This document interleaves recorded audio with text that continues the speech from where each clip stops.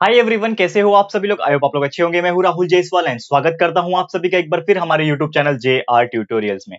Friends, आज again आपके सामने एक मोस्ट इंपॉर्टेंट हिस्ट्री का लेक्चर वीडियो लेकर आ चुका हूं दोस्तों, जिसमें आज के दिन हम लोग पढ़ने वाले हैं हमारे 9th स्टैंडर्ड के लिए हिस्ट्री सब्जेक्ट का, जो हमने एक न्यू चैप्टर, फ्रेश एंड बेहतरीन चैप्टर की शुरुआत की थी ऑलरेडी दोस्तों, जिसका नाम है chapter number 7, science and technology. तो आज हम इस पर्टिकुलर चैप्टर का लेक्चर नंबर 2 आपके लिए लेकर आ गए हैं, जो कि अगेन एक बहुत ही ज्यादा इंपॉर्टेंट लेक्चर वीडियो होने वाला है। तो दोस्तों, आपको मैंने प्रीवियस डे में यानी कि जो लेक्चर नंबर 1 था उसमें ऑलरेडी डिस्कस कर लिया था कि साइंस एंड टेक्नोलॉजी यानी कि इस चैप्टर में हमें हिस्ट्री पढ़ना है साइंस के बारे में, यानी कि किस प्रकार आफ्टर द इंडिपेंडेंस हमें मिलने के बाद, आजादी मिलने के बाद हमने किस प्रकार साइंस के ऊपर फोकस किया और इससे हमें क्या मिला। बहुत सारी टेक्नोलॉजी हमें मिली। अरे यार, हमारे पास तो ठीक से बिजली भी नहीं था, तो हमने बिजली को प्रोड्यूस करना शुरू किया। तो हमने आपको रिएक्टर्स के बारे में बताया था, किस प्रकार यहाँ पे तारापुर में चीजें शुरू की गई, तमिलनाडु में शुरू की गई, बहुत सारे ऐसे पावर प्लांट शुरू की गई, डिपार्टमेंट ऑफ एटॉमिक एनर्जी के बारे में मैंने एक्सप्लेन किया था। तो ये सभी चीज आप अगर पढ़ना चाहते हो और अगर आपने लेक्चर नंबर 1 नहीं देखा है तो जाके देख लेना, उसमें सब चीज एक्सप्लेन कर दिया है ऑलरेडी। और आज हम लोग बहुत ही बेहतरीन टॉपिक के बारे में डिस्कस करने वाले हैं, जिसके जिसके जो मेन कैंडिडेट है या फिर जो मेन फेस है वो है डॉक्टर एपीजे अब्दुल कलाम, यानी कि हमारे मिसाइल मैन के नाम से जाना जाते हैं। क्यों मिसाइल मैन? क्योंकि उनके वजह से ही बहुत सारे मिसाइल्स हम बना पाए। तो क्या स्टोरी है मिसाइल डेवलपमेंट के पीछे, वो आज हम डिस्कस करेंगे। वीडियो को एंड तक देख लेना, काफी मजेदार आपको चीजें जो है पता चलेगी हमारे मिसाइल्स के बारे में, देश के बारे में। और साथ में आप प्लेलिस्ट को चेक कर सकते हो, क्योंकि प्लेलिस्ट में आपके बाकी के सब्जेक्ट्स प्रेजेंट है, जैसे कि साइंस पूरा कंप्लीट है, मैथ्स पूरा कंप्लीट है, और बाकी की जो हिस्ट्री, ज्योग्राफी, पॉलिटिकल साइंस जो है वो ऑलमोस्ट जितना हमारा हो चुका है वो सब चीज हमने डाल के रखा है। इंग्लिश ग्रामर भी आपको देखने मिल जाएंगे। तो लगभग मोर देन 1500 वीडियोस हमारे चैनल पे है। तो अच्छे से जाओ, पढ़ाई करते रहो, अच्छे से नॉलेज लो और कंसेप्चुअल नॉलेज को जितना हो सके उतना क्लियर करो, मार्क्स अच्छे से लेकर आओ। साथ में हमें आप सपोर्ट कर सकते हो। मेरा इंस्टाग्राम आईडी है rahuljays23, जिसमें आप मुझे फॉलो कर सकते हो इंस्टाग्राम पे। लिंक आपको डिस्क्रिप्शन में भी मिल जाएगा। और आप अगर अपना प्यार दिखाना चाहते हो तो हमारे बाकी के 2 चैनल को भी विजिट करो। पसंद आएगा तो चैनल को सब्सक्राइब जरूर करना। राहुल सर आपसे अपील कर रहे हैं, और JR टॉक्स खास कर देख लेना, क्योंकि वहां पे आपके लिए मोटिवेशनल और आपके करियर गाइडेंस के बहुत सारे वीडियोस अवेलेबल है। ठीक है ना, how to become IPS, IAS, chartered accountant, जो भी आप बनना चाहते हो उसके रिलेटेड वीडियोस ये चैनल के ऊपर मिल जाएंगे। तो प्लीज जाओ, सर्च करो और अच्छे से आपको देख लेना। और चैनल को सब्सक्राइब जरूर से करना। ब्लॉगिंग भी आप देख सकते हो, अगर पसंद आएगा तो उसको भी सब्सक्राइब कर देना। ठीक है, चलिए शुरुआत करते हैं आज के इस वीडियो की। तो साइंस एंड टेक्नोलॉजी क्या है? बेसिकली हमने डिस्कस किया था रिएक्टर्स के बारे में पिछले दिन, यानी कि लेक्चर नंबर 1 में। लेकिन आज हम लोग क्या डिस्कस करने वाले हैं दोस्तों, वो हम डिस्कस करेंगे मिसाइल के बारे में। तो मिसाइल है क्या, मिसाइल डेवलपमेंट के बारे में आज पढ़ने वाले हैं। तो सबसे पहले हमें यह जानना होगा दोस्तों कि मिसाइल है क्या। What do you mean by missile? ये वर्ड जब भी नाम आता है, मिसाइल जब भी याद आता है, तो हमें हमेशा वॉर नजर आता है, लड़ाई झगड़ा।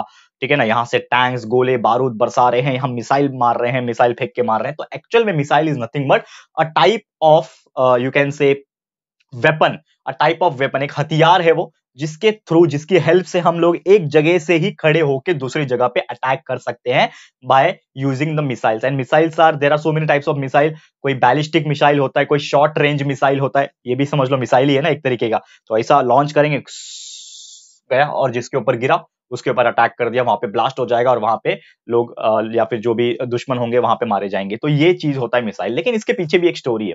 क्या स्टोरी है? तो बेसिकली यहाँ पे बात करें मिसाइल डेवलपमेंट के पीछे, हमारे जो उस टाइम के जो प्रेसिडेंट रहे हैं, पहले तो वो साइंटिस्ट थे, बहुत बड़े साइंटिस्ट थे वो, लेकिन प्रेसिडेंट वगैरह तो बाद में बने, पॉलिटिक्स में आ गए।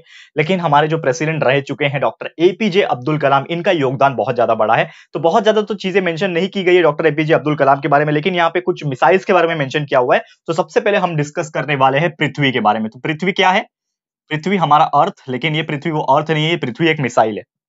ठीक है, तो क्या है पृथ्वी? तो 1998 में इंडिया ने बहुत ही ज्यादा सक्सेसफुली टेस्ट किया था बहुत सारे मिशंस को, और उसमें से एक मिशन जो था वो था मिसाइल पृथ्वी। एंड 1989 में एक मिसाइल को लॉन्च किया, अग्नि मिसाइल, यानी कि 2 कंटिन्यूअसली मिसाइल जो है लॉन्च किए गए थे। तो 1988 में अगर हम बात करें, ठीक है, तो 1988 में इंडिया ने पृथ्वी मिसाइल्स को लॉन्च किया था। पृथ्वी मिसाइल का जो है वो टेस्ट किया था यहाँ पे।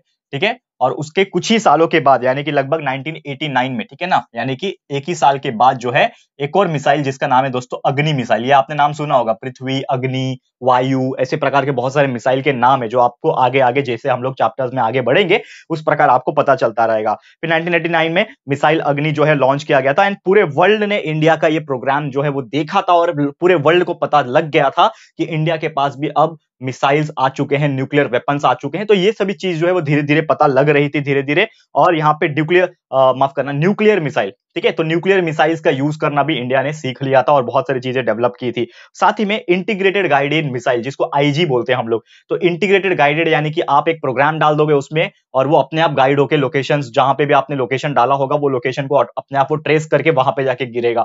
तो इस प्रकार के इंटीग्रेटेड गाइडेड मिसाइल जो है वो डेवलप की गई थी इसकी तरफ से, बहुत सारे हमारे डिपार्टमेंट जो है उनकी तरफ से। तो एक डिपार्टमेंट था जिसका नाम था आईजीएमपीडी, ठीक है ना, आईजीएमपीडी। ये क्या है? तो इसका फुल फॉर्म है दोस्तों, यहाँ पे मैं फुल फॉर्म लिख नहीं रहा हूं लेकिन आपको मैं बता रहा हूं तो आप लोग इसको नोट डाउन कर सकते हो। That is integrated guided missile development programme, ठीक है ना। तो डेवलपमेंट प्रोग्राम, जीडीपी, ठीक है। तो ये जो है नॉर्मली अगर हम बात करें तो ये एक ऐसा प्रोग्राम था जिसमें इंटीग्रेटेड गाइडेड मिसाइल्स को बनाए जाने लगे और अलग अलग तरीके से मिसाइल्स को डेवलप किया जाने लगा, सो दैट हमारा इंडिया जो भी है वो सक्षम हो जाए, यानी कि वो भी स्ट्रांग बन जाए बाकी देश जैसा, और वो भी अपने दुश्मन के ऊपर एक जगह से दूसरे जगह होने के बावजूद अटैक कर सके। और इसमें जो योगदान था वो हमारे डॉक्टर एपीजे अब्दुल कलाम जो थे उस वक्त के बहुत बड़े साइंटिस्ट और उस टाइम के यहाँ पे बहुत ही अच्छे व्यक्ति माने जाते थे। डीआरडीओ के यहाँ पे जो defence and research development organisation है ना, उसमें वो थे उस टाइम में, और ये चीज को डेवलप किया जाने लगा और काफी ज्यादा मिसाइल्स जो है उस टाइम पे डेवलप किए जाने लगे। और मिसाइल्स को डेवलप करने के पीछे इनका योगदान कोई आज तक नहीं भूल सकता, इसीलिए इनके एक नाम की उपाधि दे दी गई है। आज भी उनको मिसाइल मैन के नाम से जाना जाता है, अगर आप जानते होंगे तो ये सब चीज आपने सुना भी होगा, ठीक है ना। और अगर हम बात करें यहाँ पे पृथ्वी वन, नॉर्मली मिसाइल्स के नाम है ये भी, पृथ्वी वन। तो ये भी जो है मिसाइल पृथ्वी वन जो मिसाइल है यहाँ पे, ये भी नॉर्मली सरफेस बैलिस्टिक मिसाइल है, यानी सरफेस टू सरफेस वो वार कर सकता है, लड़ाई लड़ सकता है, यानी कि आप एक जमीन से होके उसको लॉन्च करके दूसरे के जमीन पे भेज सकते हो। तो सरफेस बैलिस्टिक मिसाइल है वो, तो उसको लॉन्च किया गया था एंड उसको आर्मी को सौंप दिया गया था ताकि आर्मी इसका इस्तेमाल करके अपने दुश्मन से लड़ाई लड़ सके, ठीक है ना। फिर एक और नॉर्मली पृथ्वी टू, ठीक है ना, आप देखोगे तो पृथ्वी वन किसको दे दिया गया था? आर्मी को दे दिया गया था। वैसे ही पृथ्वी टू मिसाइल, ठीक है ना, पृथ्वी टू मिसाइल्स ये किसको दे दिया गया था? नेवी को दे दिया गया था। वैसे माफ करना, सॉरी, इसको एयरफोर्स को दिया था, एयरफोर्स को दे दिया गया था। एंड जो एक और पृथ्वी था जिसका नाम था पृथ्वी थ्री, तो पृथ्वी थ्री जो है वो नेवी को दे दिया गया था। तो ऐसे बहुत सारे मिसाइल्स लॉन्च होते गए धीरे धीरे, और ऐसे अलग अलग जो डिफेंस के डिपार्टमेंट है हमारे, चाहे वो नेवी हो, चाहे वो एयरफोर्स हो, चाहे वो आर्मी हो, ऐसे अलग अलग डिपार्टमेंट को सौंप दिया जाता था, उनको दे दिया जाता था ताकि वो लोग उसका इस्तेमाल करके दुश्मनों से लड़ाई लड़ सके और जीत भी सके। तो ये सब चीजें होता था। और खासकर पृथ्वी जो था दोस्तों, ठीक है, पृथ्वी जो मिसाइल था उसके पास एक स्पेशल कैपेबिलिटी थी कि वो ना जो न्यूक्लियर वेपन्स होता है उसको भी वो कैरी कर सकता है, यानी कि वो वजन भी उठा सकता है। तो न्यूक्लियर वेपन्स लगभग 500 टू 1000 केजी तक के जो न्यूक्लियर वेपन्स है उसको वो कैरी कर सकता है, यानी ऐसा वो मिसाइल था, ठीक है ना। और पृथ्वी जो है बहुत ही स्पीड से ट्रैवल भी कर सकता है, यानी at a distance of 150 to 300 kilometre जो है वो न्यूक्लियर बैलिस्टिक मिसाइल जो है उतना वो रेंज में लाइक वो ट्रैवल भी कर सकता है 150 टू 300 किलोमीटर के रेंज तक, यानी कि उसका बहुत ही अच्छा एक तरीके से आप बोल सकते हो ट्रैवलिंग रेंज भी है, यानी कि इतने डिस्टेंस से भी आप उसको वॉर कर सकते हो। समझ लो आप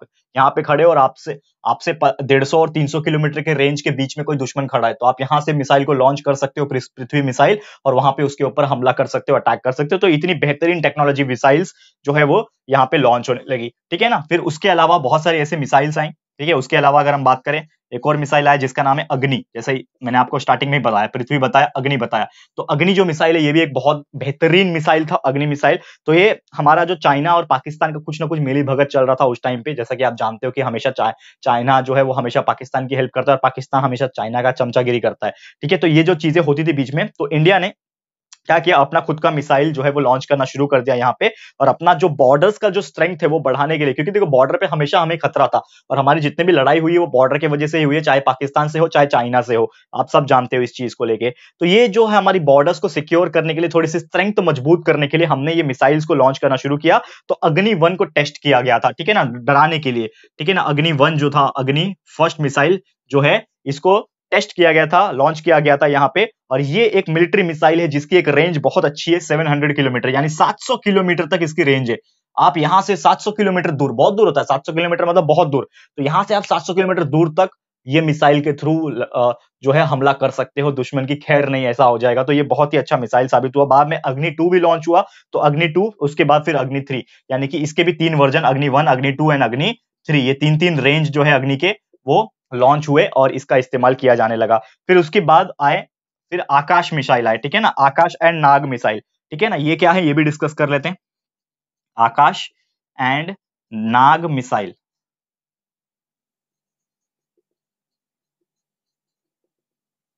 आकाश एंड नाग मिसाइल, तो आकाश या फिर नाग मिसाइल की अगर बात करें, ये भी बहुत बेहतरीन टेक्नोलॉजी वाले मिसाइल थे। तो 1990 में जो मिसाइल आकाश है उसको डेवलप किया गया, वो लैंड से हवा में मार सकता है। फॉर एग्जांपल कि कुछ एयरफोर्स के प्लेन है या फिर कुछ ऐसे हेलीकॉप्टर है, उनको मार गिराना है तो ये जमीन से लेके हवा में मार सकता है, इस प्रकार का जो ये मिसाइल है, इसीलिए इसका नाम भी आप देखोगे तो आकाश रखा हुआ है। तो ये मिसाइल क्या है, आकाश मिसाइल, जो है जमीन से लेकर आसमान तक वॉर कर सकता है। और ये मिसाइल का एक स्पेशल कैपेसिटी है जो कि 720 किलोग्राम एक्सप्लोजिव साथ में लेके जा सकता है, यानी कितना वजनदार जो है वो एक्सप्लोजिव्स को लेके जा सकता है। फॉर एग्जांपल कि इसको किसी को मारना है और एक्सप्लोड करना है उसको, तो लगभग 720 किलो का एक्सप्लोजिव उसके अंदर डाल के वो जो मिसाइल है उसको आप लेके जा सकते हो, मतलब लॉन्च कर सकते हो, और वो हवा में मार सकता है जाके, इस प्रकार का क्षमता है उसका, उस प्रकार का कैपेसिटी। और ये जो है बहुत ही स्पीड से भी जाता है, सुपरसोनिक स्पीड, यानी कि बहुत तेज गति से वो ट्रैवल करता है। ये वो जो मिसाइल है, आकाश मिसाइल है, बहुत तेजी से ट्रैवल करता है और लगभग 30 किलोमीटर के रेंज तक, 30 किलोमीटर के रेंज तक वो वॉर कर सकता है, यानी कि हवा में 30 किलोमीटर ऊपर तक जाके वो हमला कर सकता है। इस प्रकार का कैपेबिलिटी है आकाश मिसाइल का। वही अगर मिसाइल नाग की बात करें, जो नाग मिसाइल है, इसकी भी स्पेशलिटी की अगर हम बात करें, तो ये जो नाग मिसाइल है ये भी ऐसा बनाया गया है कि वो डिस्ट्रॉय कर सकता है कोई भी टैंक, यानी कि समझ लो आप यहां पे खड़े हो और दूर कहीं पे किसी का टैंक है, टैंक मतलब क्या होता है पता है ना, तोप, तोप होता है ना, तोप, ठीक है, तो बहुत सारे दुश्मन है, उनके तोप है उनके पास, तो हम क्या कर सकते हैं, हमारा ये जो नाग मिसाइल है डस लेगा जाके, तो नाग मिसाइल जो है वो हम लॉन्च करेंगे यहां से, तो उसके जो टैंक्स है, दुश्मन के जो टैंक्स है उसको हम लोग डिस्ट्रॉय कर सकते हैं, उनके ऊपर हमला कर सकते हैं, ठीक है। और ये क्या है, फायर एंड फॉरगेट, यानी कि एक बार आपने फायर कर दिया भूल जाओ, ठीक है ना, फायर कर दिया भूल जाओ, यानी कि वो डिस्ट्रॉय करके ही लौटेगा, यानी लौटेगा तो नहीं, मतलब डिस्ट्रॉय कर देगा बाकी वाले दुश्मन को, ठीक है ना। तो इंडिया का जो मिलिट्री है उसको बहुत ज्यादा स्ट्रांग बनाने के लिए, सिक्योर बनाने के लिए, ये जो मिसाइल्स है इसके प्रोडक्शंस बहुत जोरों से उस टाइम पे चलने लगे थे, ताकि हमारा इंडिया का जो आर्मी नेवी, या फिर हम इन शॉर्ट पूरा ओवरऑल बात करें, डिफेंस जो है हमारा, आर्मी नेवी और एयरफोर्स, ये तीनों के तीनों अपने अपने फील्ड में सक्षम रह सके, मजबूती से खड़े रह सके, ठीक है। नेक्स्ट अगर बात करें आज का आखिरी टॉपिक, जो कि है दोस्तों बहुत इंपॉर्टेंट, जिसका नाम है स्पेस रिसर्च। तो स्पेस रिसर्च के ऊपर भी बहुत ज्यादा ध्यान देने जाने लगा, क्योंकि देखो मिसाइल्स तो ठीक है, लेकिन हमारा स्पेस रिसर्च भी हमारे लिए बहुत ज्यादा इंपॉर्टेंट फील्ड माना जाता है। तो स्पेस रिसर्च की बात करें तो 1961 में इंडियन नेशनल कमिटी जो है स्पेस रिसर्च की तैयार की गई थी, जिसको हम लोग एनसीएसआर बोलते हैं, ठीक है ना। तो एनसीएसआर इज नथिंग बट, यहाँ पे अगर हम बात करें तो Indian national committee for space research, national committee for space research, इसकी शुरुआत की गई थी। और ये कब की गई थी, लगभग 1961 में, ताकि स्पेस के बारे में भी रिसर्च किया जा सके, स्पेस में भी क्या क्या सुविधाएं और क्या क्या चीजें हम कर सकते हैं, इसके बारे में फोकस किया जाने लगा। बाद में क्या हो गया कि इंडिया ने हमारा फर्स्ट रिसर्च रॉकेट जो है, जिसका नाम था यहाँ पे थुम्बा इक्वेटोरियल लॉन्च सेंटर से उसको लॉन्च किया गया, कहां पे, स्टेट ऑफ केरला से, तो केरला से इसको लॉन्च किया गया थुम्बा, ठीक है ना। थुम्बा इक्वेटोरियल लॉन्च सेंटर जो था, एक जगह का नाम है थुम्बा इक्वेटोरियल लॉन्च सेंटर, वहां से लॉन्च किया गया एक रॉकेट को, ताकि स्पेस में क्या क्या चीजें हैं इसका पता लगा सके। तो फर्स्ट रिसर्च रॉकेट जो है लॉन्च किया गया था। और 1969 में यहाँ पे रोहिणी 75 करके एक रॉकेट था, इसको बनाया गया था 1975 में, ये 69 में, ये सब चीजें आपको छोटी छोटी जो चीज में लिखा रहा हूं ना, इसको आपको याद भी रखना है दोस्तों। तो 1969 में, ठीक है ना, एक रॉकेट बिल्ड किया गया था हमारी तरफ से, जिसका नाम था रोहिणी, देखो मस्त नाम रखा है, ठीक है, लड़की का, ठीक है। तो रोहिणी 75 ये रॉकेट का नाम रखा गया था, रिसर्च रॉकेट था जो स्पेस में जाके रिसर्च कर सकता है। तो इसको सक्सेसफुली लॉन्च किया गया था। एंड बाद में उसके नेक्स्ट स्टेज में हम बात करें, हमारा खुद का फर्स्ट इंडियन सैटेलाइट, आप जानते हो रॉकेट तैयार हो गया तो सैटेलाइट तो लॉन्च कर ही सकते हैं हम लोग, क्योंकि देखो आपको एक कंफ्यूजन अगर होगा तो मैं आपको बताना चाहूंगा, रॉकेट अलग होता है, सैटेलाइट अलग होता है। रॉकेट जो होता है वो लॉन्च होता है और इसके ऊपर हम सैटेलाइट लगाते हैं, तब जाके वो सैटेलाइट ऊपर जाता है, करेक्ट। एक सैटेलाइट के पास खुद ताकत नहीं होती जाने की, सैटेलाइट को हमें रॉकेट के थ्रू लॉन्च करना होता है। आपने मूवी देखा होगा अगर, वो मिशन वाला जो मार्स पे भेजा जाता है, ठीक है ना, आपने देखा होगा वो मूवी, तो उसमें आपको पूरा प्रॉपर समझ में आएगा। तो एक रॉकेट होता है जो सैटेलाइट को लेके जाता है। तो जब हमने रॉकेट बना दिया रोहिणी 75 जो स्पेस में जा सकता है, रिसर्च कर सकता है, तो हमने इसी के थ्रू हमारा पहला खुद का सैटेलाइट, जिसका नाम था दोस्तों आप सभी जानते होंगे, आर्यभट्टा, हमारा फर्स्ट सैटेलाइट आर्यभट्टा,